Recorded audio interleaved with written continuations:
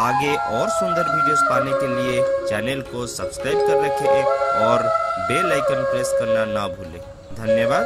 जय गुरु।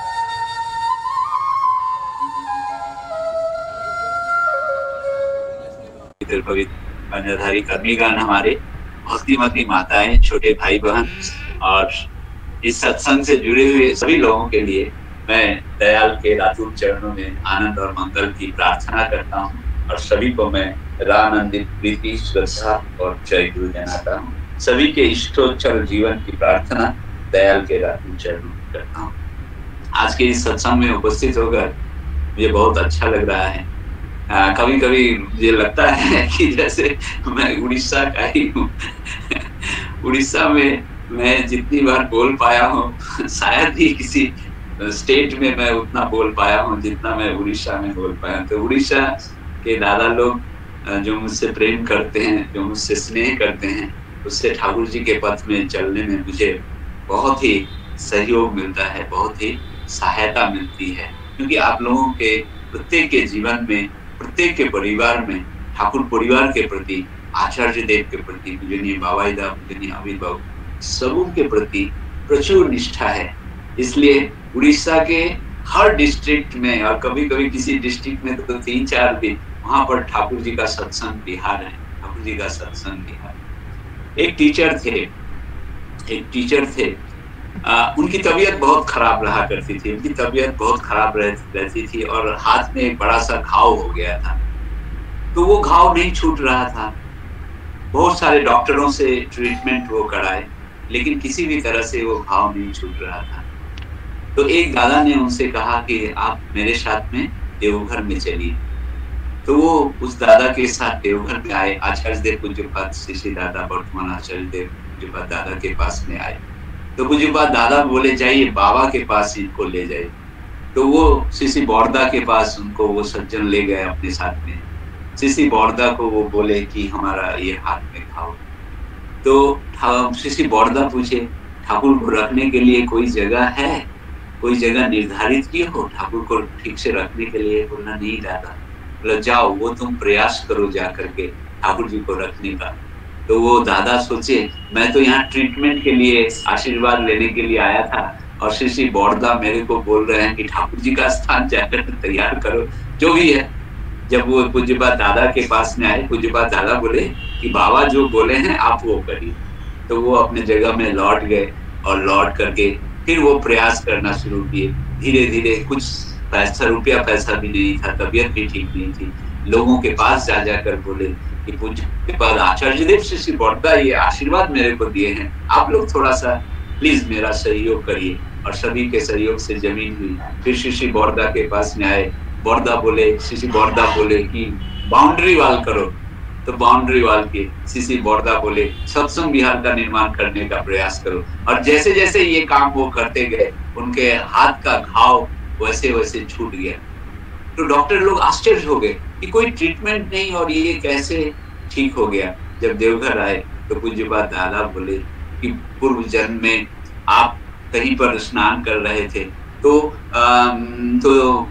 जल का कोई ये मछली, बड़ी मछली आपके यहाँ पर दंश कर ली थी, तो वो अभी भी है और इस जन्म में वो घाव के रूप में हुआ है। और बाबा का आशीर्वाद आप पालन किए, उनका आदेश निर्देश पालन किए, तो इसके माध्यम से ही ये सब ठीक हो गया। तो यही होता है जब हम इष्ट के कर्म में लगते हैं, इष्ट के बताए अनुसार हम अपने जीवन में चलना शुरू करते हैं, तो धीरे धीरे सारी आपत्ति विपत्ति धीरे धीरे समाप्त हो जाती है।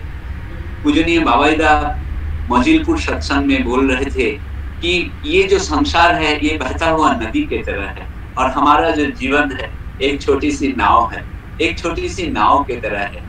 ये नाव आंधी तूफान में कहाँ चली जाएगी ये कुछ भी पता नहीं है, लेकिन इस नाव को एक वृक्ष के सहारे बांध करके रखने से आंधी तूफान में ये नाव बह नहीं जाएगी।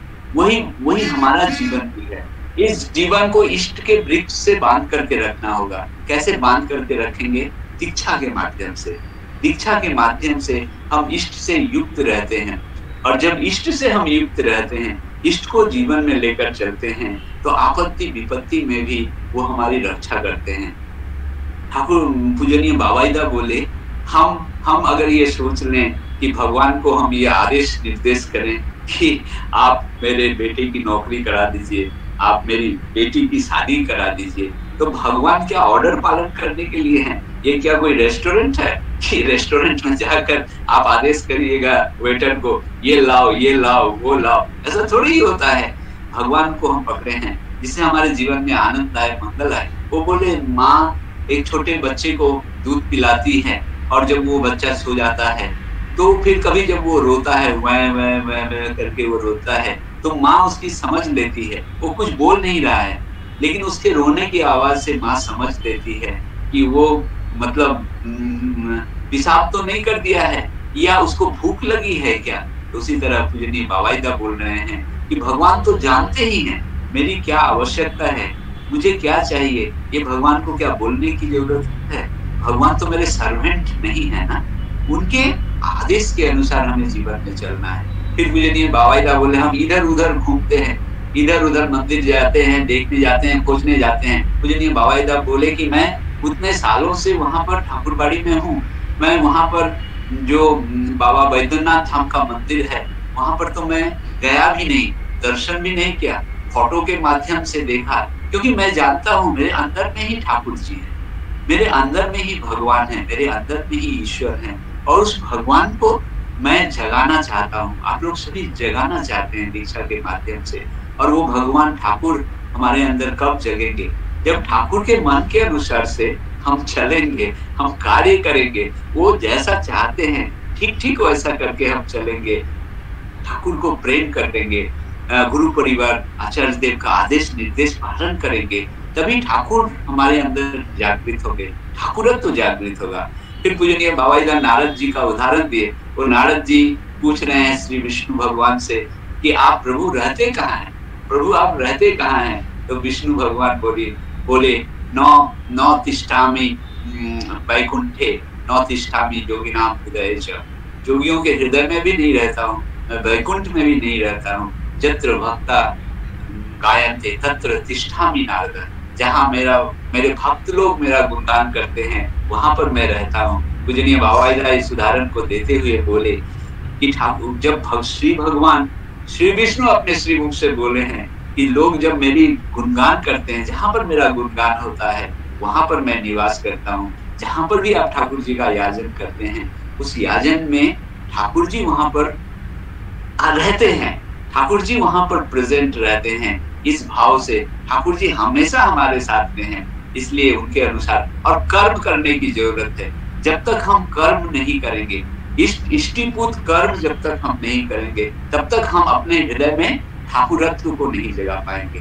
पूजनीय बाबाईदा बोले कि जो भी हम कर्म करते हैं वो ठाकुर जी का कर्म है, उसको ठाकुर जी जिस विधि विधान से करने के लिए बोले हैं उस विधि विधान से हमें अपने जीवन में करना होगा।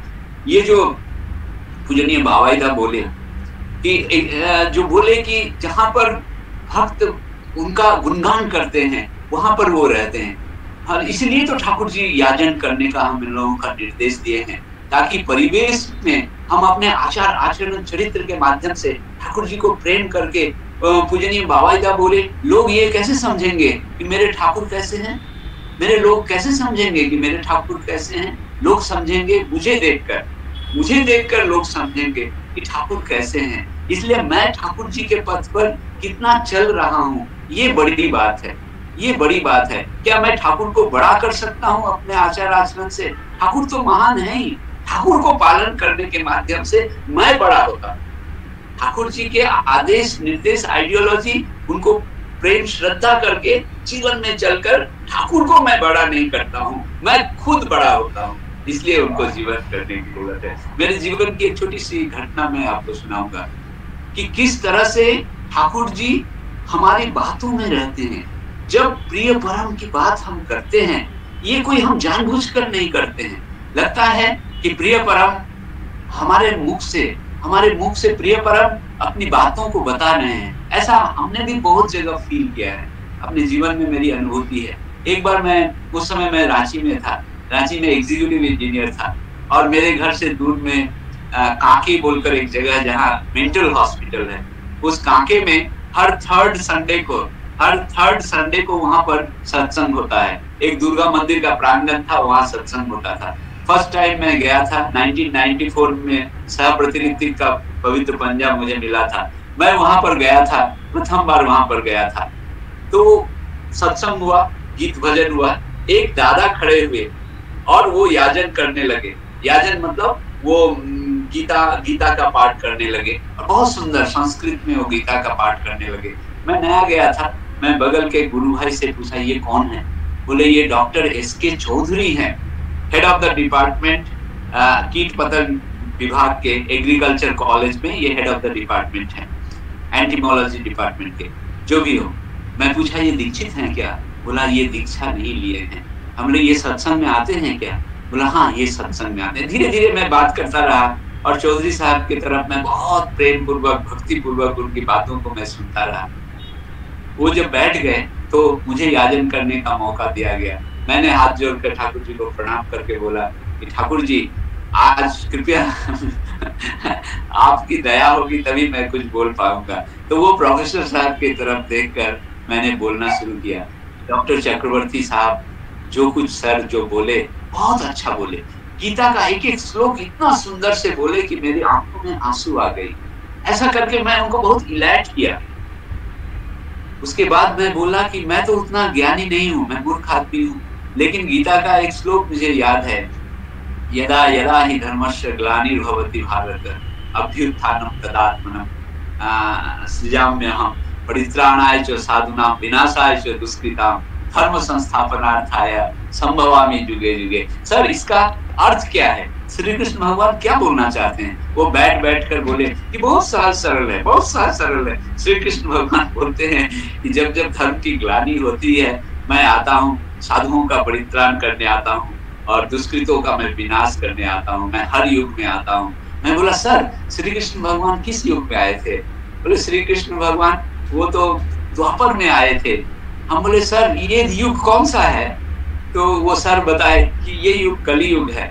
हम लोग वो तो द्वापर में आए थे और ये कली युग है, और आप तो श्री कृष्ण भगवान से बहुत भक्ति करते हैं। बोला बचपन से ही भक्ति करता हूँ, गीता का एक एक श्लोक मुझे याद है।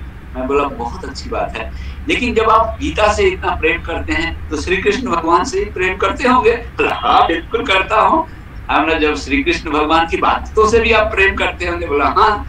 तो अपने श्रीमुख से वो बोले हैं संभवामि जुगे जुगे, हर युग में मैं आता हूँ। जब वो बोले हैं संभवामि जुगे जुगे, और उस समय वो द्वापर युग था, इस समय ये त्रेता युग है, तो जरूरी श्री कृष्ण भगवान इस त्रेता युग में आए होंगे सर? हाँ बिल्कुल आए हैं। हमने जब श्री कृष्ण भगवान को आप इतना प्रेम करते हैं तो क्या आप खोजने का प्रयास किए हैं इस युग में वो कहाँ और कैसे आए हैं? बोले नहीं। हम बोले तो? तब वो वहीं पर हाथ जोड़कर बोले मैं समझ गया, इस सत्संग में मैं बहुत बार आया हूँ, इस सत्संग में मैं बहुत बार आया हूँ, ठाकुर जी का सत्यानुसरण भी मैं पढ़ा हूँ। आज मुझे लगता है कि इतने दिनों तक दीक्षा मैंने नहीं लिया, ये ठीक नहीं किया, इसलिए मैं आपके माध्यम से ही ठाकुर जी का सत्मंत्र लूंगा। मैं बोला सर मैं तो आपके बेटे के उम्र का हूँ, आपके बेटे का उम्र का हूँ, यहाँ बहुत बड़े बड़े रीति दादा लोग, दराज लोग। बोले नहीं आपकी बातों से मुझे अच्छा लगा है। मैं बोला मैं कुछ नहीं जानता हूँ, ठाकुर जी की दया से सब कुछ होता है। दूसरे दिन सुबह में मैं उनके क्वार्टर में गया और ठाकुर जी की दया से मेरे माध्यम से प्रोफेसर साहब और उनकी धर्म पत्नी दीक्षा ग्रहण की। ये जो बात पूजनीय बाबाईदा बोले श्री विष्णु की बात कि भक्तजन मेरा गुणगान जहाँ करते हैं मैं वहां पर रहता हूँ, मैं वहां पर रहता हूँ। इसलिए अपना सब कुछ लगा करके जिस तरह से श्री ठाकुर जी का काम किया जाता है उसी तरह हृदय से आंतरिकता के साथ, प्रेम के साथ, पारस्परिकता के साथ ठाकुर जी की बातें हमें बोलना है, प्रभु की बातें हमें बोलना है। और प्रभु की बातें बोलने से सिर्फ परिवेश का ही मंगल नहीं होता बल्कि मेरा भी मंगल होता है। और तब मैं सोचना शुरू करता हूँ कि मैं ठाकुर जी की बात तो बोल रहा हूँ लेकिन कहाँ पर मैं गलती करता हूँ, कहाँ पर मेरे जीवन में छिद्र है, कहाँ पर मेरे जीवन में छिद्र है, उसको मैं कैसे भर सकता हूँ। जैसे ठाकुर जी बोले एक नाव में बहुत छेद है तो उसको नहीं फेंक देना चाहिए बल्कि उसका छिद्र को भर देना चाहिए। उसके छिद्र को पैक कर देना चाहिए, तब वो सैकड़ों मन वहन कर सकता है। इसलिए ठाकुर जी सबको प्रेम किए हैं, सबको ठाकुर जी ग्रहण किए हैं। हजारों हजार लोग आए, आज भी हम लोग देखते हैं आचार्य देव के इस अराउंड 88 इयर्स के इसमें आचार्य देव पूज्यपाद दादा के पास हजारों हजार लोग आते हैं, सबकी बातों को वो सुनते हैं, पूजनीय बावाईदा के पास आदेश निर्देश देकर वो भेजते हैं। प्रत्येक की समस्या ऐसा लगता है जैसे उनकी समस्या हो, प्रत्येक लोगों की समस्या का समाधान देते हैं। पत्र के माध्यम से कितने कितने लोगों के जीवन में आनंद और मंगल आता है। ये तभी होता है, देव देवता हजार धोरिस आचार्य যার ইষ্ট নয়। ঠাকুর জি বলে দেব দেবতা হাজার ধরিস আচার্য যার ইষ্ট নয়। জীবন পথে চলতে কিন্তু আছেই কিন্তু নেহাত ভয়, জীবন পথে চলতে কিন্তু आछेई तार नेहात भय। खाली देवी देवता पकड़ने से काम नहीं चलेगा, जीवंत इष्ट और आचार्य को पकड़ना पड़ेगा। आज आचार्य देव जीवंत रूप में इष्ट के प्रतिनिधि हैं, उनके माध्यम से आज ठाकुर जी लीला कर रहे हैं, पिता पुत्र की लीला चल रही है वहां पर। इसलिए वो जैसा बोलेंगे, जो आदेश निर्देश देंगे, वो उसको करने से ही हमारे जीवन में सार्थकता आती है। जैसे ठाकुर बोल रहे हैं, इष्ट तुम्हार दाঁড়িয়ে আছেন জীবন ভূমির পারে ওপারে। ঠাকুর বললেন ইষ্ট তোমার দাঁড়িয়ে আছেন জীবন ভূমির পারে ওপারে, আপন করে নে তাড়ে তুই, আপन করে নে ताड़े तुई कर्म आचार व्यवहारे। तुम्हारे इष्ट तुम्हारे जीवन के इस पार में भी खड़े हैं और जीवन के उस पार में भी खड़े हैं, तुम उन्हें अपना लो, उन्हें अपना लो।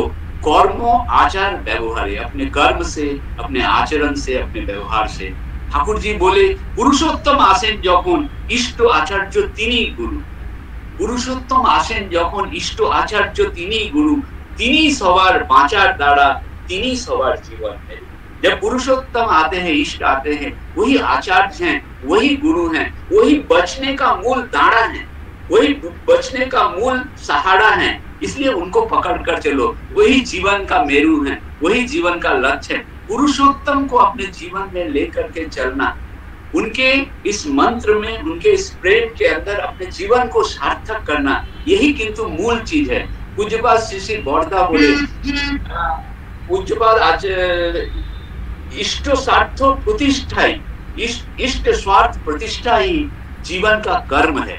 इष्ट स्वार्थ प्रतिष्ठा ही जीवन का कर्म है। यजन याजन इष्टवृत्ति ही जीवन का धर्म है। हमारा जीवन का मूल कर्म है इष्ट स्वार्थ की प्रतिष्ठा। और ये इष्ट स्वार्थ की प्रतिष्ठा कैसे होगी? जब हम आचार्य देव जो हमारे सामने आज हैं, वो जिस तरह से बोलेंगे, आज वो 3.5 कोटि दीक्षा की बात आचार्य देव बोले, ये 3.5 कोटि दीक्षा की बात जो बोले, यही आज के दिन में हमारे लिए इष्ट का निर्देश है। आचार्य देव जो बोले, ये इष्ट का निर्देश है। हम तन मन धन से सब कुछ लगाकर इसके लिए जितना कर सकते हैं उतना हमें करना पड़ेगा। आचार्य देव जो उपयोजना केंद्र के बारे में बोले, पूजनीय बावाईदा जो उपयोजना केंद्र के बारे में बोले, आप लोगों को सबको ही मालूम है, हम लोगों को सबको मालूम है, उस तरह से हमें करना है। श्री श्री ठाकुर जी बोले इष्टई হচ্ছেন ধর্মের মেরু তাকে ধরে চলতে থাক, ইষ্টই হচ্ছেন ধর্ম মেরু তাকে ধরে চলতে থাক, মেরু ভঙ্গ হলে কিন্তু ঘুরে যাবে সকল মান। इसलिए इष्ट ही जीवन के मेरू हैं, उनको पकड़कर तुम चलते रहो, पकड़कर चलते रहोगे तो तुम्हारे जीवन में सार्थकता आएगी, मंगल आएगा। सभी जीवन को मंगलमय बनाने के लिए श्री श्री ठाकुर अनुकूल चल रहा है। ठाकुर जी आए हैं सभी जीवन को मंगलमय बनाने के लिए। श्री श्री ठाकुर जी बोले कि मैं मनुष्य खोजता हूँ, मैं मनुष्य खोजता हूँ। ठाकुर जी बोले एक थिएटर में मैं गया था और उस थिएटर में यात्रा में मैंने देखा कि एक पात्र स्टेज पर खड़ा होकर बोल रहा है, दे रामा मनुष्य दे रामा मनुष्य दे। मैं मनुष्य चाहता हूँ, तुम लोग कृति हो उठो, तुम लोग जीवन में सार्थक हो उठो।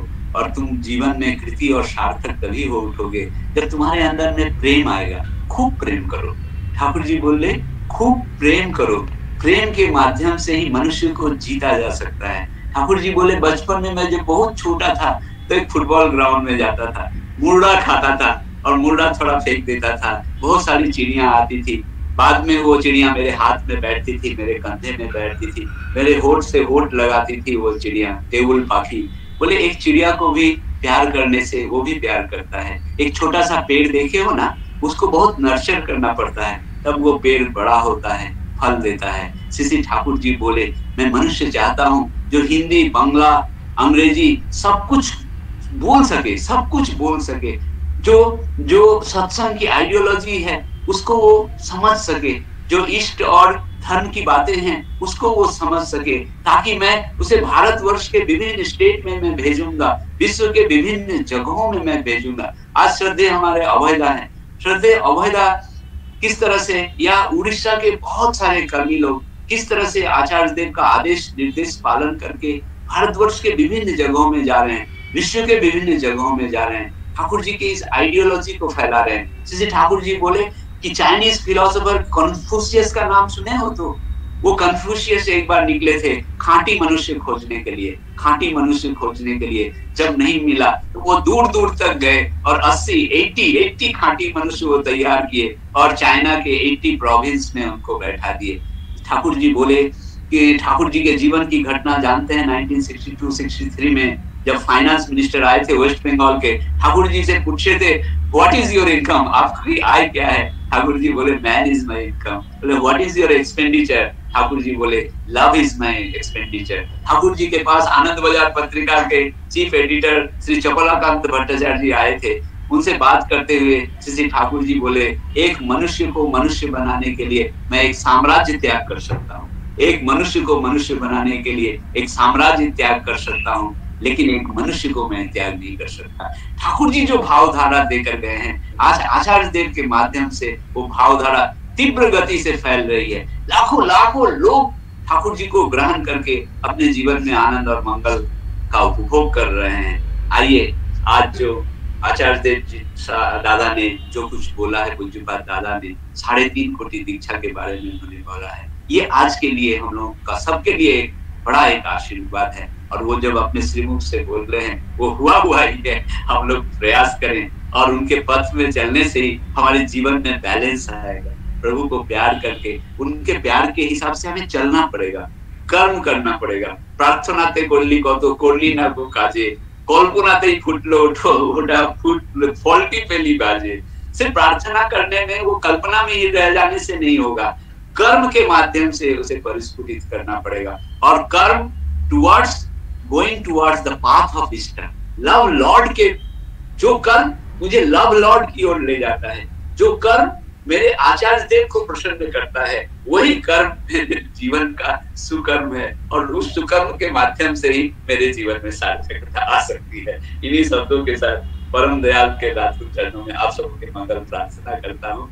जय गुरु। आपने मुझे थोड़ा सा ये अपॉर्चुनिटी दिया बोलने के लिए, आप लोगों के प्रति मैं कृतज्ञता ज्ञापित करता हूँ। जय गुरु।